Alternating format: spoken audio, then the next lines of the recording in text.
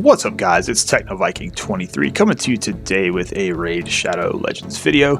And in today's video, we are actually going to take a look at the champion High Khatun, who is actually the 30-day login reward champion if you are a new player, and that's kind of why I wanted to talk about her a little bit.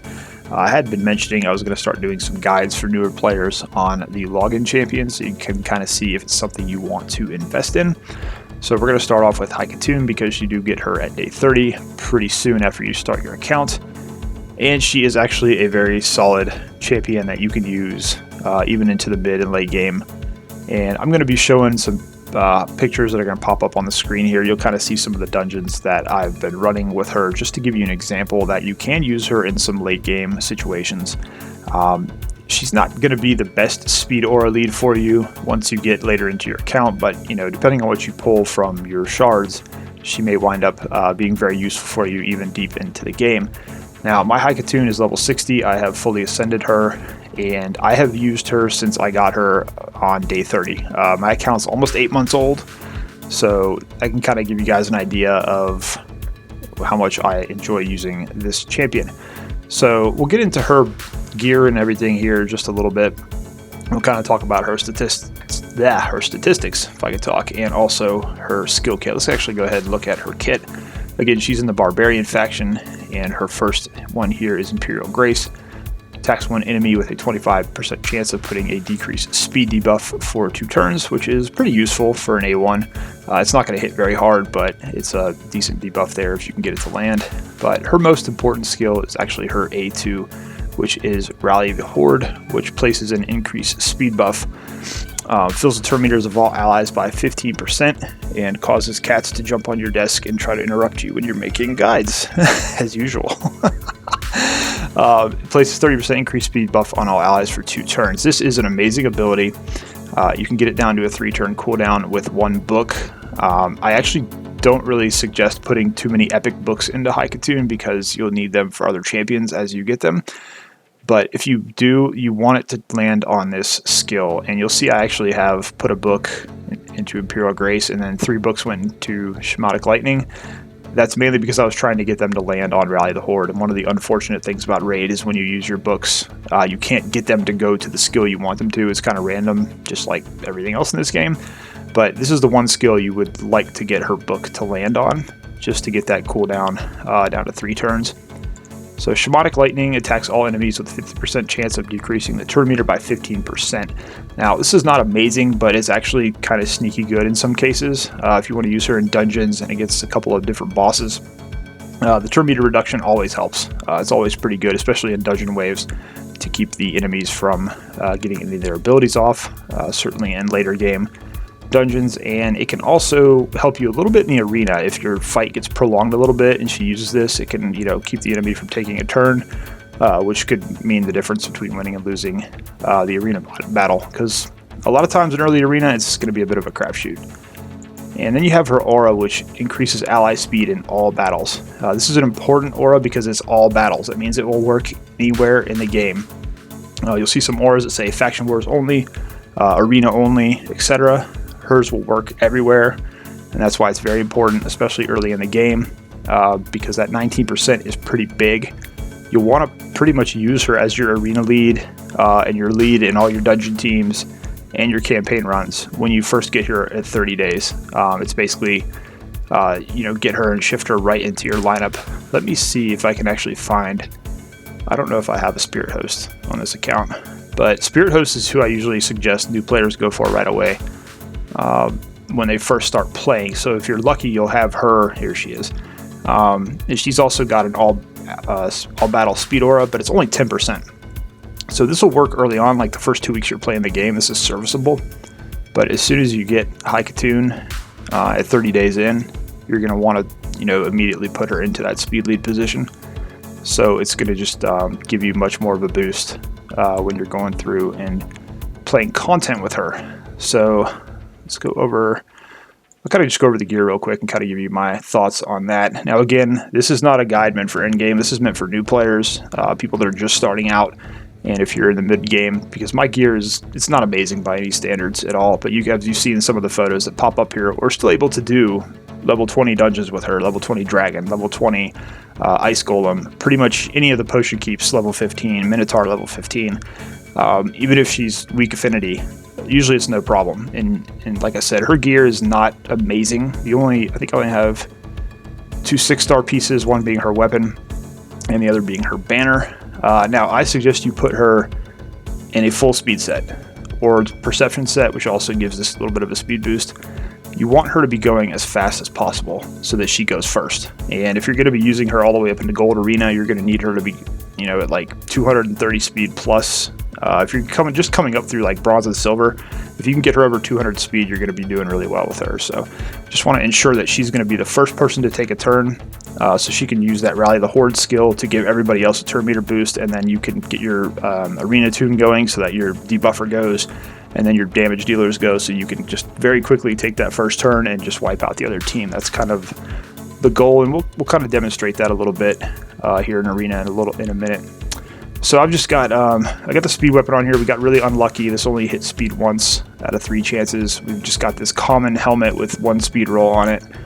We've got a shield that hits speed once. We've got gloves that hit speed none at all. So you can see here we really did not get lucky on these rolls. Even here we didn't hit speed again. We had 6 chances to roll speed on those 2 pieces, didn't hit it. Now on her boots, I just went into the campaign and farmed a set of speed boots at 5-star just to get the max speed on there. You can farm Nightmare as well if you're there to try to get a 6-star set of speed boots. It's just easier that way. And then once you get an entire set on there, you're going to get a 36% increase to your base speed. So if you want to look at our total stats here, you can see her speed is actually 236.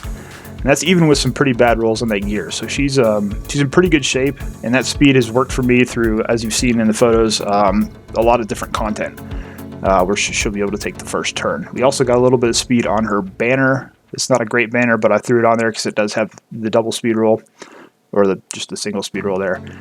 And then it has a little bit of accuracy, so that can kind of help with her turn meter reduction on her one attack there. Other than that, I just have her in defense ring and a defense amulet. That's mainly to give her a little bit of survivability when I'm using her in the dungeons. And then the gear here with the speed there's really no rhyme or reason to it. I kind of did defense on the chest again just to give her a little bit of survivability. But my whole point here was just to get her in 6 halfway decent speed pieces so she would go fast. That was really the whole point to building her this way. Now if you want to use her, say, for clan boss, you can actually put her in a lifesteal set with the 2-piece speed set. Use her as your speed lead in clan boss early on so that your people are going faster, taking more turns. That's something that's viable. We're not going to go into that too much today. As I said, I mainly just use her in arena and for dungeons. And I really don't want to spend the silver to re-gear her just to do a clan boss run, but she is viable in clan boss if you wanted to go ahead and try that with her. And just looking at her total stats, again, the 236 speed is the most important thing there for us. Her HP is at 27,000, which is okay. We're not really too worried about that for arena anyways. We're trying to go first and hit hard and get out. Her attack is not that great. Again, we're not relying on her to do damage, especially in dungeons. She's just there to speed boost and hopefully reduce a little bit of turn meter. Defense is pretty good at 3,000. It's not too bad. Speed, again, that's an important stat. Crit rate, crit damage, again, we're not too worried about that. You want her to be able to hit a little bit in the dungeons, so she's doing a little bit of work. Debuff resistance and accuracy could both be a little bit higher, but for what we're using her for, it's not super important now. If you're using her way late in gold, like gold 4 way at the top, or I don't even know if you could use her in platinum, you'd need these numbers to be quite a bit higher. But again, this is just a guide for early game, mid game, if you're a new player to the game, to try to help you out a little bit so you can kind of see what she is capable of. All right, let's go into Masteries too. I'll kind of show you guys the route that I went and talk about this a little bit. Now you have a couple different ways you can build her. If you're going to go clan boss, you want to kind of come down the left side here and go for War Master, so she's doing a little bit of extra damage. I like to put her in the support tree just to get a little bit of extra accuracy. So we've got plus 10 there. We've got plus 20 when she has nothing on cooldown. Heals her the first time an enemy is killed. That's kind of helpful in dungeons for just the regular dungeon waves. And in arena, it can pay off a little bit if you're into a long battle that gets kind of tight. We have Swarm Smiter, increases her accuracy for each enemy that's alive, which is again useful in dungeons for reducing that turn meter. Rapid response, 30% chance of increasing her turn meter by 10% when a buff that she cast expires or is removed. So again, she casts that speed buff, so that's going to help out a little bit there when that goes away. We've got Cycle of Magic, 5% chance of decreasing cooldown of random skill. That's just to hopefully get Rally the Horde back up quicker. And then we've got Lore of Steel, increased base stat bonuses of artifact sets. That's kind of to help with her speed boost there a little bit. And then we have Master Hexer, 30% chance to extend duration of any debuff that she casts, and then increase the chance of placing any debuff from skills or artifacts by 5%. Now, you could use a defense tree and a support tree if you really wanted her to be kind of tanky, but like I said, I like for her to do a little bit of work in dungeons just so she can do some damage and help us out, getting, basically just killing mobs faster. And early on, that's probably what you're going to want to focus on. So we kind of have just the basic, crit rate 5%. Crit damage 10%. Increases speed for each enemy killed. That's if she does manage to get a kill, it takes her speed up even higher. And then we have Opportunist, increases damage inflicted to anybody that's debuffed, basically. So that's kind of why we went there. We're hoping our team is going to debuff and help us do a little bit more damage. And then if she does manage to kill someone, she gets a shield. That's got a little bit of utility there. And then finally, I actually did go with Helm Smasher. And again, this is to kind of help her out in arena, just ignoring some defense, and also help her out a little bit in those dungeons to do some extra chip damage and just help our main team kind of clear through those dungeons a little bit more quickly. Alright, so that's pretty much the way I have her built out, and as you've seen in the photos I've been showing as we go through the video, she's capable of doing level 20 dungeons, which is pretty good because that's the max level you're trying to get through, especially if you're doing Arbiter missions. So I think, like I said, her build's not perfect by any means. It's not in-game at all. And the gear obviously needs some work. I keep farming Dragon Dungeon, trying to get some better speed pieces, because, like I said, some of these we just got really unfortunate on the rolls. So, like here, we only got 5 when we could have hit that 2 or 3 times to get more. So, if I had gotten really lucky on these rolls, her speed would probably be closer to like 300. So, but we're doing okay for where we're at in the game. So, that's pretty much going over her kit, showing you some gear, making some gear suggestions for her, and taking a look at the Masteries. So let us wander over to Arena. I'm not going to bore you guys with any dungeon play, because some of those runs were taking quite a while. I don't really use her in level 20 dungeons, but I wanted to put her into those teams and kind of show you that she can actually do that content, just so you can get an idea that she is usable later on in the game. So you can see here we're at the low end of gold 4, and if I'm being pretty honest, my count is probably around gold 2 level, but we did get lucky with the bot teams and we're able to farm all the way up to gold 4, so we've kind of just been stuck there. So now we kind of have to pick and choose our battles and hope that we can win. So let's just go ahead and take this first match here. Now you're going to notice my arena team here is very unorthodox, and it's this way for the video mainly, because I want to show you how she works with her kit. So let's go in here and see if I can click it off auto fast enough to kind of... Oh, it's not on. Okay, cool. So she's faster pretty much than everybody on the other side. That's what you want. So we're going to get the first turn. So we want to go with our Rally the Horde ability, and we're going to just click on anybody that's going to increase speed. So Marked is actually my second fastest champion on this team. So I think we're going to go with this Punishment of the Gods. Now what you would normally want here, I would rather have my War Maiden here to hit her big defense down, because that's what you want to go for, but we're just going to throw that out there. It's going to decrease all their accuracy. So then Apothecary, surprisingly, is actually going to go after her. I would rather him go second, because he's got this boon of speed, which gives everybody a speed buff and fills turn meter, so we're going to use that. And then we have Sir Nick going last here.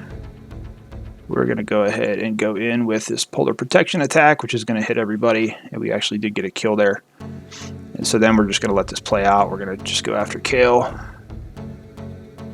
and then we're just going to go after Sky Touched, and nope, she's going to revive. That's fine.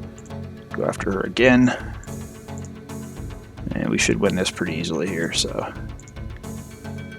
and I'll show you. We'll do a battle on auto after this also, just so you can kind of see how that works out. Fushan is surviving a little longer than we want him to. We should be able to end this. There we go. cool. Oh, another revive. That's great. Just keep on hacking away. So there we go. So a little bit slower than we'd like, but that's kind of an idea of how you want her to interact with the team, going first, and then, you know, enabling your other teammates to go faster. So let's pick another fight here.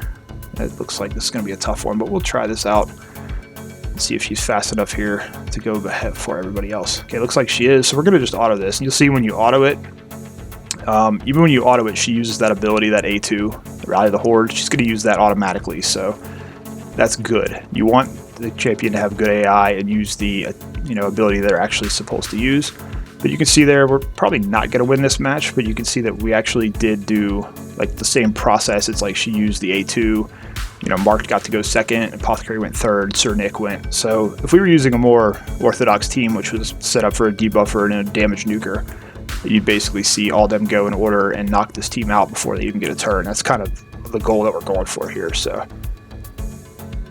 but it's kind of dragging out a little longer than it should. They should have beaten us by now, but we're hanging in there. You can see there she did use that ability to try to reduce some turn meter. But we're just going to let Sir Nick, he's kind of stuck here by himself. And I don't know if let's just go ahead and end this. And I'll kind of show you my typical arena team that I use. I don't know if they're going to be very effective here. Unfortunately, I have not paid much attention to my speed boost on my team, so let's see if we can find our normal team that we use. Here's War Maiden. I like her usually to go second, and then we have Elaine to drop her nuke, and then my fill-in is usually we can go ahead and use Sir Nick, why not? This is all for science, but you can see there she uses Rally the Horde first. That's what we want her to do. Everybody else goes in order, and there you go. It's pretty simple, pretty easy, and if you're down in bronze and silver, it's going to help you out a lot to just blow through some of these arena matches. We're out of tokens, so that hopefully gave you a good idea of kind of how her kit interacts with the team. You can kind of see there how she was able to activate that Rally the Horde ability, and then everybody else was able to go a little bit quicker. And it's kind of cool to pair her up with Apothecary, because then you kind of get two speed boosters on the same team, and that way you guarantee almost that your debuffer and your nuker get to go before the other team. But like I said, that's really the most important thing. We just want her to be fast, so we're taking our turn first before the other team in arena. And then also in dungeons, what that helps us do, say you're paired her up with a lure, it's going to help her take more turns and reduce more turn meter. You know, just anybody that's throwing out debuffs for you or trying to attack. If Cold Heart's trying to get through her rotation faster, just more speed is always going to be helpful. So High Khatun, level 60, great champion. Sometimes you can also stop at level 50 with her if you don't want to take her too high, or if you're kind of pressed for chickens or trying to level up anybody else to 60. And then, like I said, books, you really don't have to put that many books into her. You just want to try to get one book to land on Rally the Horde to shorten that cooldown, because that's going to make her even more effective. But otherwise, you don't really want to be spending too many epic books on her, because they are a very rare resource for you. So, but anyways, guys, that is pretty much it on High Khatun, level 60 Barbarian. Basically support champion that's going to upgrade your speed and help you out quite a bit in early game.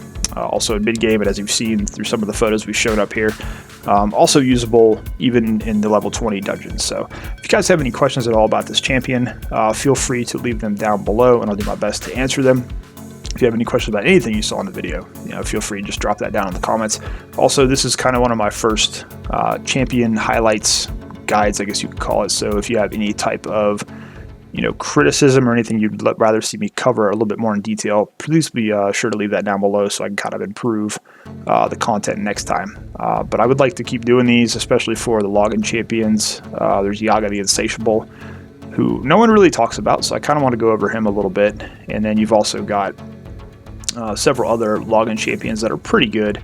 You've got Dark Elaine, Dark Ethel. Eventually you will get Scylla the Drakes, who's one of the best characters in this game, so we'll kind of have some fun going over all those. Anyways, guys, that's going to do it for this video. As always, thank you for watching. Hope you guys are having a great day, and I'll see you again next time.